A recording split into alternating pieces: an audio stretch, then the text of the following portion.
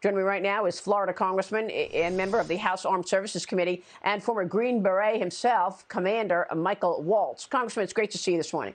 Thanks very much. Assess the situation for us at the Russia-Ukraine border. Well, I don't think the Russians were ever serious about these diplomatic efforts. This was really a play for Putin's propaganda at home to say that he tried, perhaps get a few concessions from the Biden administration. But the buildup has continued, and they are poised to fully invade Ukraine, at least partially or fully. And it's not so much the numbers of troops, Maria, it's the types of troops. Many of them are from the Russian National Guard, and the main thing that they are trained on is occupation duty. So this is looking more likely than not that we see an invasion. Maria, the other piece, I just can't overstate how Biden's failed energy policies have played into all of this. When you're canceling American pipelines, but greenlighting Russian pipelines, you have put more cards into Putin's hands. The high price of oil and gas has made him flush with cash. And now this Nord Stream 2 pipeline about to come online really gives him, it gives him a handful of aces in creating dependency in Western Europe and being able to cut off Eastern Europe and Ukraine in the middle of winter. Well, this is a really important point that you bring up in terms of the cost of oil right now. We're back near $85 a barrel because of bad policy. That is not only a negative for American families across the country, but it has also enriched these adversaries. Take a look at what's gone on in Iran, Congressman. Iran-backed Houthi militants in Yemen used advanced missiles and drones to target the United Arab Emirates on Monday. This story is not getting any attention. It was in the Journal, but Houthis fired drones and missiles into Abu Dhabi. An investigation finds. Your thoughts on what took place this week in the United Arab Emirates?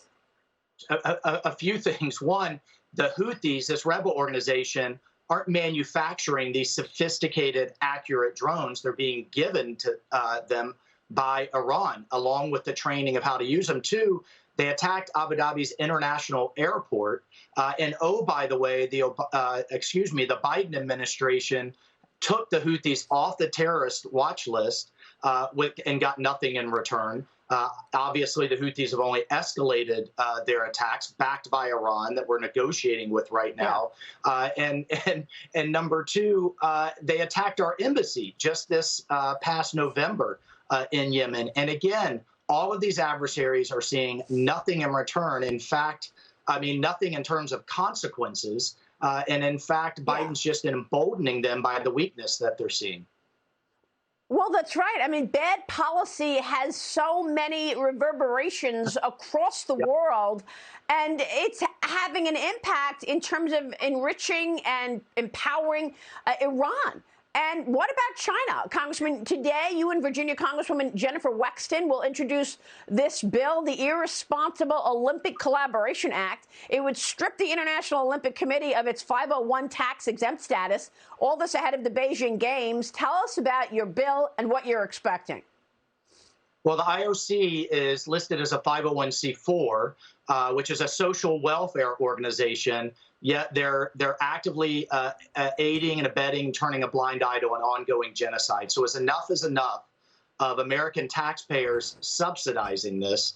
And by the way, just on the NBC $7.5 billion contract alone, think of the tax dollars that the IOC is not paying on that. The vast majority are on American corporate sponsors, and yet they've sent over $800 million into Beijing's infrastructure to host these games. The taxpayer dollars are sending hundreds of millions, taxpayer money, into Beijing. Meanwhile, you've got millions of people in concentration camps and a massive military buildup, including a nuclear stockpile that our American military will have to deal with. So we've had it, and it's bipartisan. Yeah, I mean, 2 administrations have told us that there is genocide happening in the Xinjiang region in China, and you've got corporate America looking at dollar signs.